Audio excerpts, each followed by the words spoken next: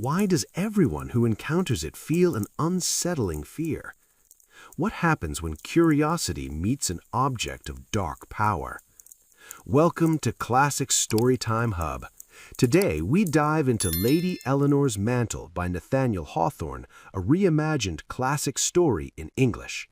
Join us as we unravel the eerie tale of Lady Eleanor's Mantle, where elegance meets darkness in this reimagined classic.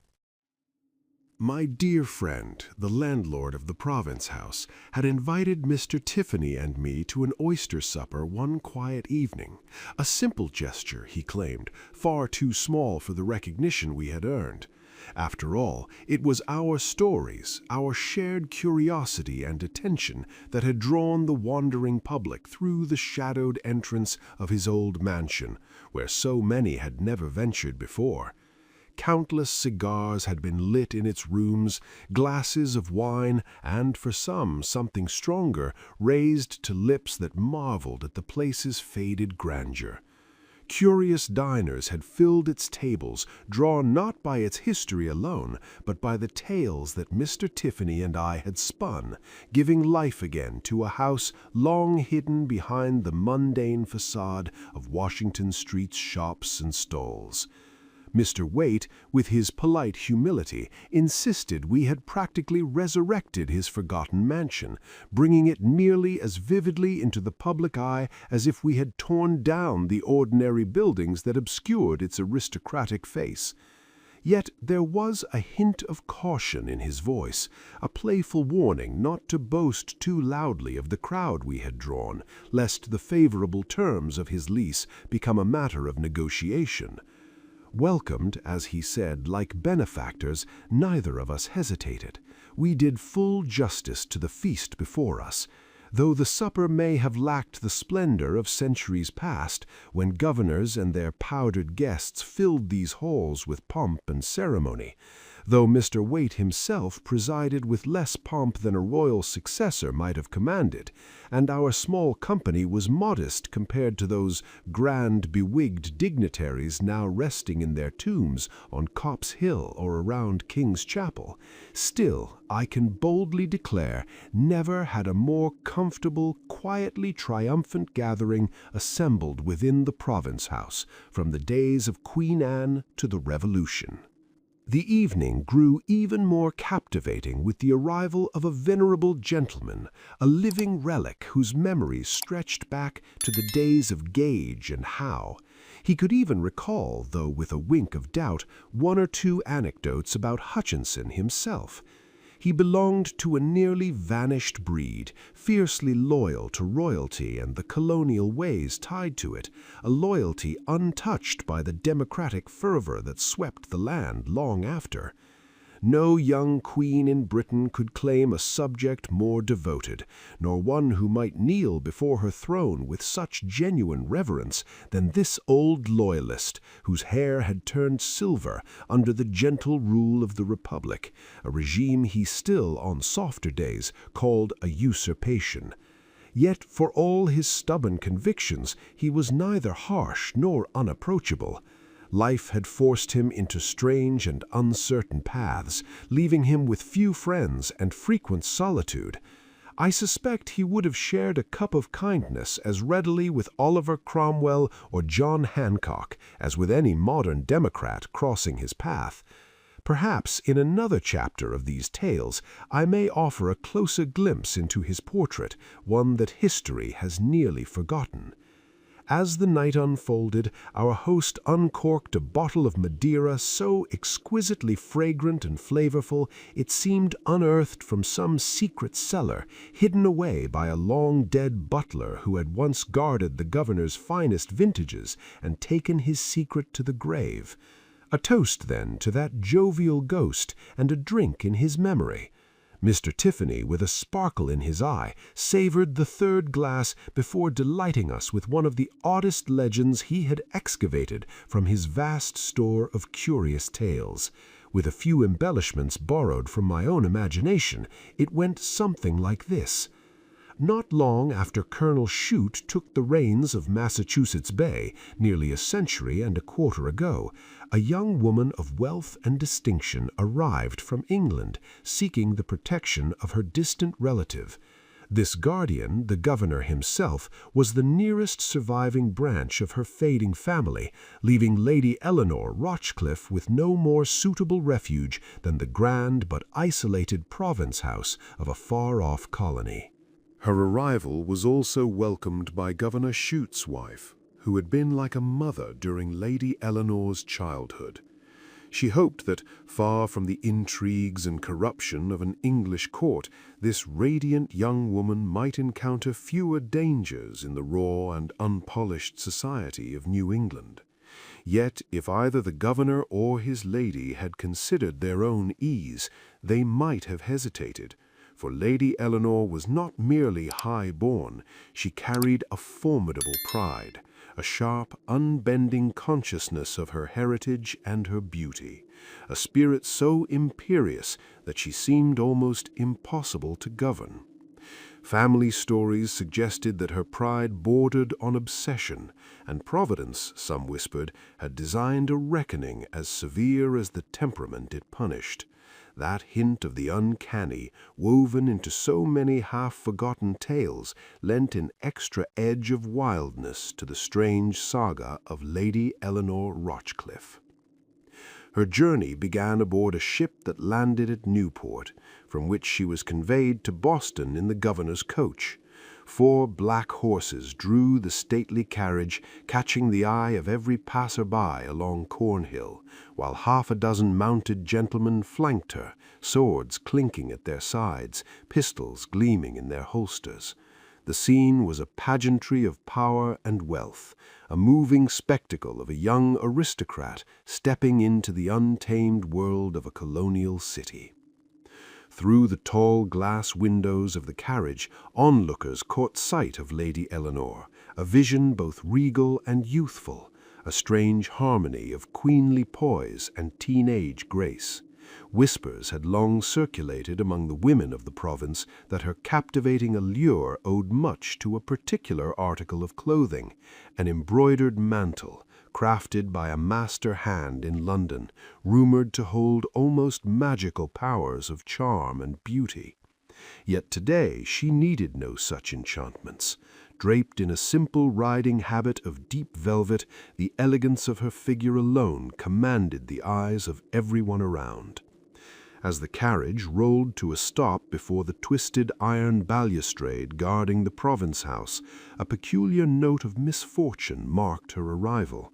The bell of Old South Church was tolling a funeral. Instead of the jubilant peal that custom dictated for distinguished guests, Lady Eleanore was greeted by the somber clang of death itself, as if tragedy had taken human form in her striking figure. "A most grievous affront," exclaimed Captain Langford, a young English officer recently arrived with dispatches for Governor Shute. "Surely the funeral could have been postponed that Lady Eleanor's spirits might have been spared such a gloomy welcome."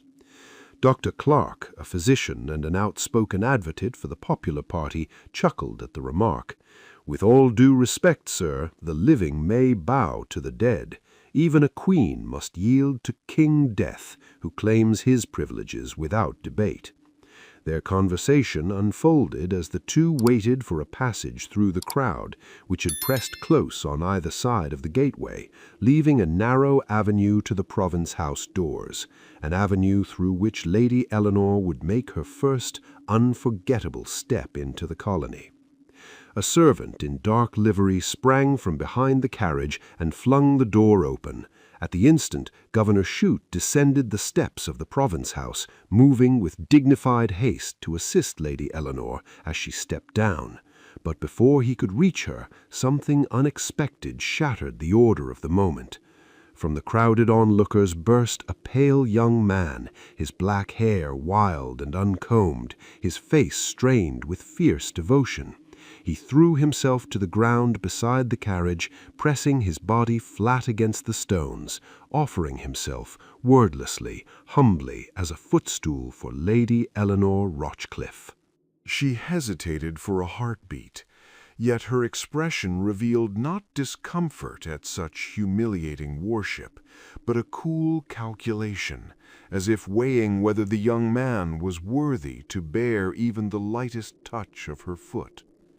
"Up, sir," the governor commanded sharply, raising his cane as he stepped forward. "What madness is this? Has Bedlam sent us one of its inmates?" But Lady Eleanore laughed softly. There was playfulness in her voice, yes, but sharpened with unmistakable contempt. "No, Your Excellency," she said, "do not strike him. When men beg only to be trampled upon, it would be cruel to deny them a favor so easily granted and so richly earned." Then, light as sunlight touching a passing cloud, she placed her foot upon the young man's bowed form. With her other hand, she accepted the governor's support and rose gracefully from the carriage. For a brief, suspended moment, she remained poised there, one foot resting on a fellow human being, her posture serene, her face radiant.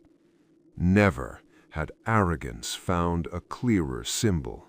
Never had inherited pride so openly crushed human dignity beneath its heel. And yet the crowd, spellbound by her beauty, convinced that such magnificence required such pride, erupted in applause. "Who is this insolent youth?" Captain Langford asked, still standing beside Dr. Clark. "If he is sane, he deserves punishment. If mad, Lady Eleanore should be protected from him at once, by confinement." "His name is Gervase Helwise, a young man of no rank, no fortune, no advantage beyond the mind and soul nature gave him. He serves as secretary to our colonial agent in London, and, by misfortune, he has encountered Lady Eleanore Rochcliffe. He loves her, and her scorn has driven him to the brink of madness."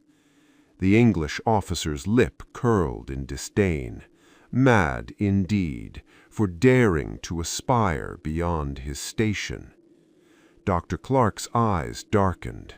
"Perhaps," he said slowly, "yet I would almost question the justice of heaven itself if some striking humiliation did not meet this lady, now striding so arrogantly into her new mansion. She places herself above the common sympathies that bind all human souls. Let us see if those bonds do not reach out to reclaim her in some way that will level her pride with the humblest of us." "Never," declared Captain Langford, his voice sharp with indignation.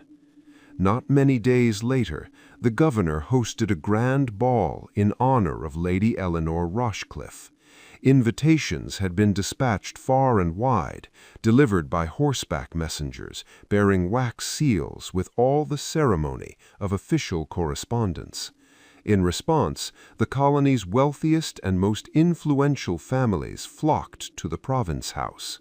On that night, its doors had rarely opened to such a gathering of rank, beauty, and fashion. The spectacle was nothing short of dazzling.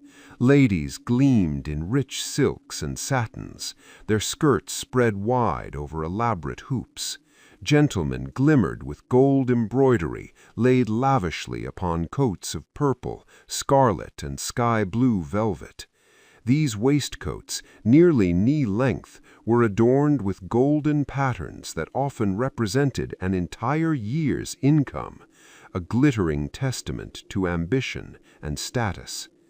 Amidst this blaze of color and wealth, Lady Eleanore moved like a queen in her own right, her presence commanding attention, her pride untouched, yet hinting that fate had begun its quiet reckoning. By modern standards, the spectacle of that night might seem almost absurd, an extravagance of silk, velvet, and gold embroidery that today would look laughably overblown. Yet in that moment, the guests delighted in their own reflections, catching the glitter of themselves amid the shimmer of the crowded ballroom. How one wishes that a mirror, or better yet, a painter, had captured the scene in all its fleeting brilliance. So much would have been revealed about human vanity, ambition, and the delicate interplay of pride and beauty. And then there was the garment that had already become the talk of legend, Lady Eleanor's embroidered mantle. Rumor held it to be enchanted, capable of lending her figure a new, untried grace with every wearing. It was the work of a dying woman, some said, and perhaps the strange elegance it conferred was born of delirium and impending death, a final otherworldly touch woven into silk and thread. That mysterious cloak cast a shadow of awe around Lady Eleanor, a spell of fascination that only heightened the enigmatic impression she made. After the formal greetings were exchanged, Lady Eleanor separated herself from the throng, creating a small select circle of admirers who received her favor above all others. Waxen torches flickered, their light spilling over the crowd and turning the ballroom into a stage of brilliance and color. Yet her gaze was detached, drifting over the crowd with flashes of weariness, occasional hints of scorn, but always tempered by the graceful composure of a woman who knew her power. She observed the scene not with common mockery, nor with the shallow amusement of one bored by provincial pageantry. No, her disdain ran deeper, the kind reserved for those whose spirits set themselves above the petty joys of ordinary life. And in that quiet, imperious separation, Lady Eleanore Rochcliffe made it clear, beauty and pride were her domain, and all who beheld her, even the glittering crowd, were subject to her sovereign will. Whether their memories were colored by the strange events that would later envelop her, or by the sheer intensity of that night itself, the onlookers could never forget Lady Eleanor's figure. Even then, whispers circulated, not just of her extraordinary beauty, but of the unearthly charm the embroidered mantle seemed to bestow upon her. Some careful observers noticed subtle signs of unrest, a sudden flush followed by pallor, a ripple of emotion that swept over her with alarming speed, and, on rare occasions, a faint collapse, as though the brilliant young woman were barely holding herself upright. Yet each time, with a quick, shivering breath, she would recover her poise. A playful, even mischievous sarcasm would sparkle from her lips, cutting the conversation with wit that was half innocent, half perilous. There was something almost otherworldly in her manner, a delicate tension between vitality and exhaustion, charm and menace, that left every attentive listener uncertain whether to admire, fear, or pity her. One glance at her face, and the faint, incomprehensible smile that hovered on her lips could unsettle even the most discerning observer, leaving them unsure of her intentions or even her sanity. As the evening progressed, her attention narrowed. Soon only 4 men remained: Captain Langford, the English officer, a Virginian planter visiting for political business, a young Episcopal clergyman, grandson of a British earl, and Gervase Helwise, the governor's private secretary, whose careful deference had earned him a measure of Lady Eleanor's tolerance. In the grand hall, servants in liveried uniforms weaved among the guests, carrying trays heavy with exotic refreshments and bottles of French and Spanish wine. Lady Eleanor, however, refused even a sip, allowing herself no distraction from her own presence. She sank into a damask chair, appearing at once fatigued by the glittering spectacle and bored by its artificial gaiety. For a moment she seemed lost to the music, the laughter, the voices around her. Then, as if drawn by some unseen gravity, a young man stepped forward and knelt at her feet. He approached with trembling reverence, holding a silver tray on which rested a chased goblet brimming with wine. His manner was not merely polite, it was almost sacred, the devotion of a priest presenting an offering to an idol, and yet the idol was a living woman. Lady Eleanore felt the faintest brush against her robe and started, lifting her eyes to meet the pale, fevered face of Gervase Hellwise, his dark hair falling in wild disarray around him. "Why do you haunt me so?" she asked, her voice languid, yet carrying a gentleness rare for her. "They say I have wronged you." "Heaven knows if that be so," he replied solemnly, his voice steady, almost liturgical. "But, Lady Eleanore, for any harm I may have suffered, and for your own good, both earthly and divine, I pray you to taste this wine. Let it then pass from you to the others here as a symbol that you have not renounced the chain of human sympathies, for he who casts off that chain must consort with the fallen." "Where has this madman stolen that sacramental vessel?" exclaimed the young clergyman, astonishment threading his voice. All eyes turned to the silver cup, and recognition spread. It was the communion chalice of Old South Church, and for all anyone could see, it still held the consecrated wine. "Perhaps it is poisoned," whispered Gervase's fellow servant, his tone trembling. "Pour it down the villain's throat," the Virginian shouted, his face dark with fury.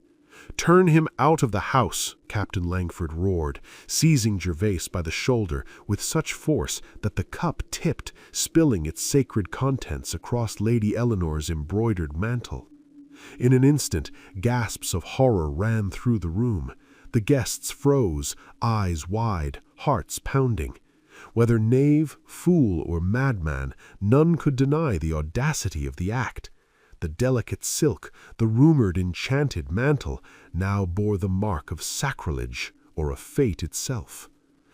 "Pray, gentlemen, do my poor admirer no harm," Lady Eleanore said, a faint, weary smile playing on her lips. "Remove him from my sight if it pleases you, for I find in my heart nothing but amusement at his devotion. Truly, by all decency, I ought to weep for the mischief I have wrought, but I cannot." Yet as the bystanders moved to drag the young man away, he broke free. His desperation was raw, his voice trembling with a strange, impassioned intensity. He pressed the silver goblet toward her once more, and with a trembling gesture he pleaded the most extraordinary request, that she cast aside the embroidered mantle which she had wrapped around herself, almost cloaking her entirely in its rich folds. "Cast it from you," Gervase Hellwise cried, his hands clasped in frantic entreaty. "It may not yet be too late. Throw the accursed garment into the flames." But Lady Eleanore only laughed, a sound tinged with scorn and a hint of danger. With a flick of her wrist, she drew the embroidered mantle higher, letting it fall over her head so that her face emerged partially hidden, partially revealed. In that instant, she seemed less a woman than a creature of mysterious power, a being with secrets and intentions that no one could fathom. "Farewell, Gervase Hellwise," she said, her tone cold, almost ceremonial. "Keep this image of me in your memory as it appears now." "Alas, lady," he whispered, the wildness gone from his voice, replaced by the mournful weight of inevitability. "We shall meet again, and your face may wear another aspect, yet that shall be the image that haunts me forever." He offered no resistance as the gentlemen and servants roughly ejected him from the room, hauling him almost violently through the doors and out past the iron gates of the province house. Captain Langford, who had been heavily involved in restraining him, was returning to Lady Eleanor's side when he noticed Dr. Clark standing apart, eyes fixed on her. The physician studied her with a quiet, unnerving intensity. His gaze was sharp, analytical, and Captain Langford could not help but sense that the doctor had glimpsed something profound, a secret buried deep in the elegance and danger of Lady Eleanore Rochcliffe. "You seem, after all, to have been struck by the charms of this queenly maiden," Captain Langford said cautiously, hoping to draw some insight from the physician's keen gaze. "God forbid," Dr. Clark replied, his grave smile carrying a weight of warning. And if you are wise, you will pray the same for yourself. Woe to any soul touched by the beauty of Lady Eleanore Rochcliffe. But look, there stands the governor. I have a word for his private ear. Good night, sir."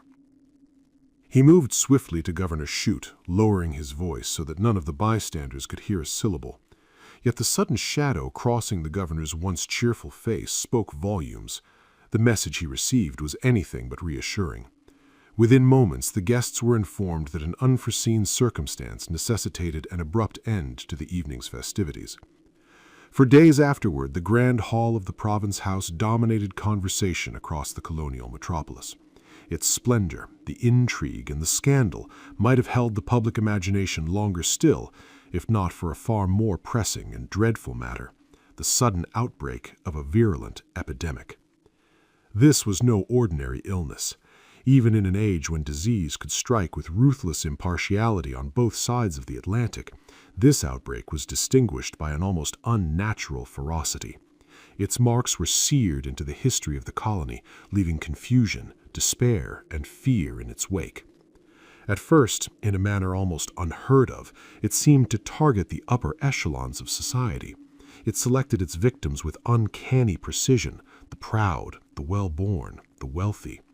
Stately chambers could not shield them, nor the silken beds that once promised comfort. Among the stricken were some of the most esteemed guests of the Province House, including those few who had won a fragment of Lady Eleanore Rochcliffe's rare favor. The disease spared neither rank nor reputation, leaving an eerie shadow over the very society that had celebrated her beauty and power just days before. It did not escape notice, nor did it sit lightly with the gossips, that the four gentlemen who had been Lady Eleanor's most devoted attendants, the Virginian planter, the British officer, the young clergyman, and Governor Shute's own secretary, were the first to fall victim to the plague. The irony was cruel, and the bitterness of onlookers palpable. But soon the disease abandoned its preference for the privileged. Its crimson mark no longer served as a badge of rank or status. It crept along the narrow, twisting streets of the town, infiltrating dark, lowly homes, sparing neither artisan nor laborer. Rich and poor alike were forced to confront the stark truth. In the shadow of death, all were brethren. Across the 3 hills, the pestilence stalked with a merciless intensity, almost as though it were a new, apocalyptic force. This was no ordinary illness. This was the smallpox, the scourge that haunted the forefathers, a merciless conqueror that spared no one, cutting a path of terror through families, homes, and the very heart of the colony. We cannot imagine the fear of that age by comparing it to the impotent threats of modern epidemics. No. Think instead of the Asiatic cholera, sweeping like a giant across continents, cities emptied in its wake, destiny marching with deadly certainty. Such was the terror that gripped Boston. Men afraid to breathe the air lest it carry poison, to touch the hand of a friend lest the pestilence claim them, to look upon the living lest they bring death closer. Graves were dug in frantic haste, the dead buried with fearful urgency, as if each corpse sought to drag the living down into its pit. Public councils ground to a halt, powerless before this unearthly invader that had somehow breached even the governor's mansion. In every street, every home, every heart, the same dread held sway. The smallpox was sovereign, and all were subject to its terrifying rule. Had an enemy fleet lain off the coast or foreign armies marched upon the colony, the people might have fought with courage, rallying behind their generals and cannons. Yet against this invisible conqueror, they surrendered utterly. The smallpox ruled with unquestioned dominion, and its triumph was proclaimed with a chilling symbol, a blood-red flag raised above every dwelling that had fallen under its shadow. Long before, that same banner had been seen fluttering over the Province House. Tracing the origins of the plague led inexorably to a single chamber, the luxurious silken room of the proudest of the proud, the one who seemed scarcely of earthly mold, who stood apart from human sympathies. Lady Eleanore.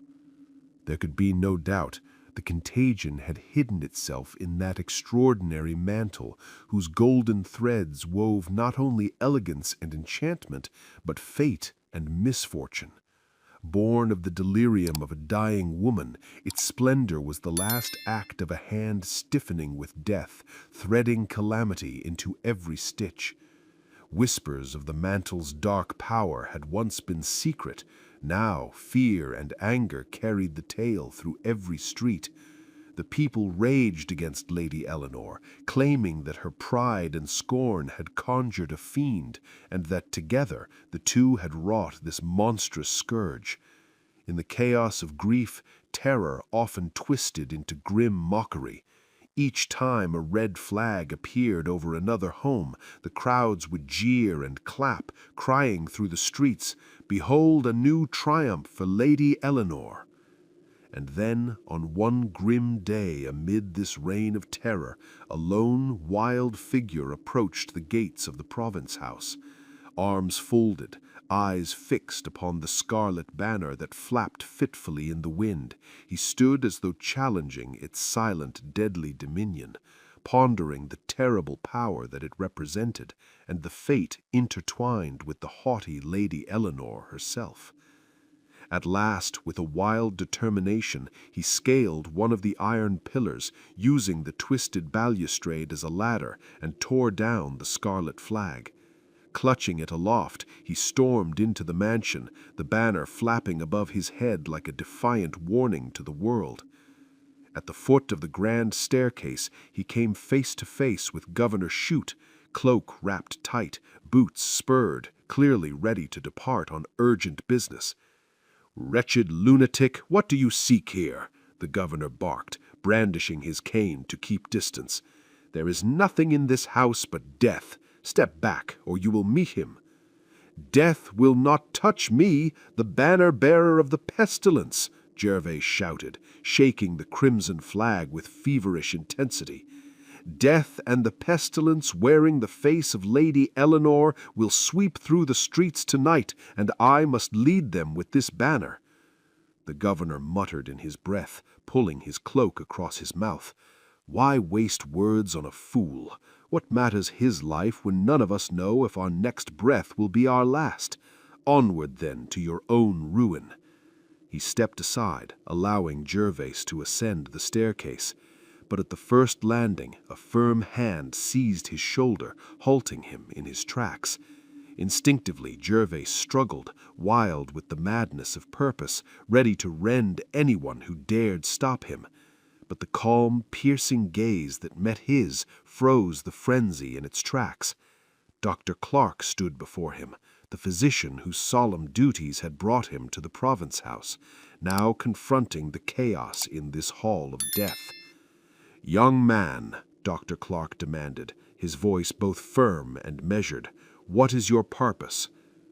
"I seek Lady Eleanore," Gervais said, his tone subdued, almost reverent. "All have fled from her," the physician said, eyes narrowing. "Why do you risk yourself now? Know you not that her nurse fell dead upon the threshold of that cursed chamber?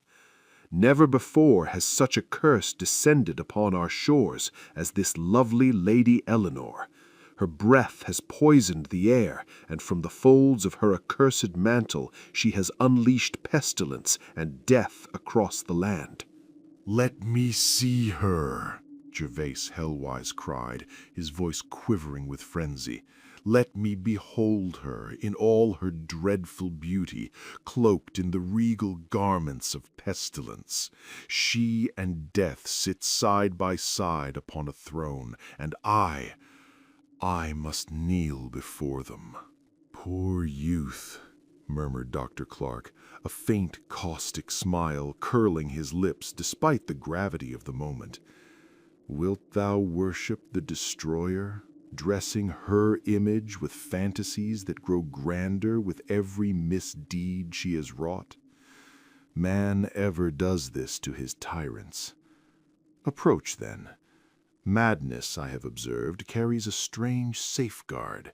It may shield thee from contagion, and perhaps in that same chamber A cure lies hidden." With that, the physician guided him up another flight of stairs and threw open a heavy door. A gesture was enough. Gervais understood that he must enter. The young man's mind was caught in a fevered dream. He imagined Lady Eleanore sitting in state, untouched by the pestilence she had sent into the world. Her beauty, he believed, had grown supernatural, brighter and more commanding than mortal eyes could bear. Reverently, he stepped toward the threshold, pausing in the gloom, trembling as he peered into the dimly lit chamber. "Where is Lady Eleanore?" whispered, voice barely audible. "Call her," replied the physician, calm and firm. "Lady Eleanore, princess, queen of death." Gervais's voice rose as he advanced, 3 careful steps into the shadowed room. "She is not here. Yet there, on the table, I see the sparkle of the diamond she once wore upon her bosom. And there," he shuddered, pointing to the embroidered mantle hanging in the corner. Its golden threads seemed to vibrate with a sinister power, the final, fateful work of a dying hand. But where is Lady Eleanore? A subtle movement stirred behind the silken curtains of a canopied bed. A low moan rose, soft and pained, carried on the still air. Gervais leaned closer, straining, and a chill ran down his spine. The sound was unmistakably human. A woman's voice, faint and trembling, calling out with parched longing. Even in that darkness, he thought he recognized her tone. My throat is scorched. A drop of water, please, a drop of water." Gervais Hellwise, trembling with fevered excitement, drew closer to the bed, tearing aside the heavy curtains. "What creature art thou?" he demanded, voice rough with madness. "Whose voice is this haunting my lady's chamber with murmurs and pleas, as if Lady Eleanore herself could feel mortal pain? Fie, heap of wretched flesh, why dost thou hide here?" "Oh, Gervais Hellwise," she moaned, contorting to shield her ruined face. "Look not upon the woman you once loved. Heaven's curse has struck me because I would not claim man as my brother, nor woman as my sister. I wrapped myself in pride as in a mantle, and scorned the natural sympathies of the world. And now nature itself has made this shattered body a vessel of dreadful consequence. You are avenged. They are all avenged. Nature is avenged, for I am Eleanore Rochcliffe." The twisted clarity of his own madness surged within Gervais. Bitter and blighted by a life ruined and a love cruelly spurned, he shook his finger at her, and the chamber trembled with his outburst of wild, insane triumph. Another triumph for Lady Eleanore! All have been her victims, and who is more fitting as the final victim than she herself? Driven by a delirious vision, he seized the fateful mantle, hoisted it about the trembling figure, and rushed from the chamber, from the house. That night, under the flickering light of torches, a strange procession wound through the streets. At its center, a woman enveloped in the richly embroidered mantle. Ahead of her, Gervais Hellwise, the crimson flag of the pestilence raised high, leading the grim parade. When the procession halted before the province house, the mob set fire to the effigy. Flames licked the night, smoke curling toward the stars, and a fierce wind scattered the ashes far and wide. From that moment, it was said, the plague began to relent, as if every stroke of disease had been bound, from first to last, to the fateful power of Lady Eleanor's mantle.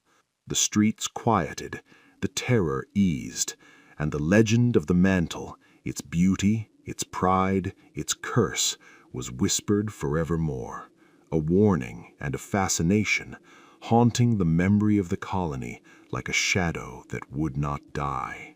A strange uncertainty hangs over the fate of that ill-fated woman, yet whispers persist that, in one of the dim chambers of the province house, a shadowy female figure may sometimes be glimpsed, huddled in the farthest corner, her face hidden within the folds of a richly embroidered mantle. If the tale is true, who else could this be but the once proud Lady Eleanore? Our host, the old loyalist, and I could not restrain our applause for this story, so deeply had it stirred us. The reader can scarcely imagine the intensity with which such a tale strikes the mind when the narrator's truthfulness is beyond question. Mr. Tiffany, whose scrupulous care for facts is unmatched, could not have inspired greater confidence even if he claimed to have witnessed Lady Eleanor's trials with his own eyes. Some skeptics, perhaps, might demand letters, diaries, or even the embroidered mantle itself as proof, but thank heaven that fateful garment had long since been reduced to ashes. As the warmth of the supper and the glow of good cheer spread through the room, the old loyalist began to share his own memories of the province house. He hinted at secrets and traditions, teasing that, if we wished, he might add a few more stories to the legend we had just heard. Mr. Tiffany, unthreatened by rivalry, eagerly encouraged him.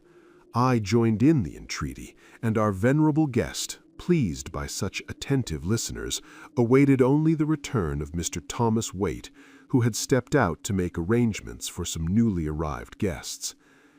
Perhaps in due time the public, if fate allows, may read of the result in another tale from the storied halls of the province house. And thus the story ended.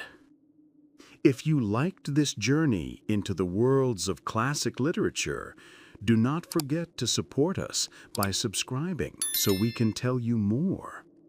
And hey, if there's a classic tale you'd love to hear told in this suspenseful style, drop its name in the comments below. Your suggestion might be our next chilling adventure.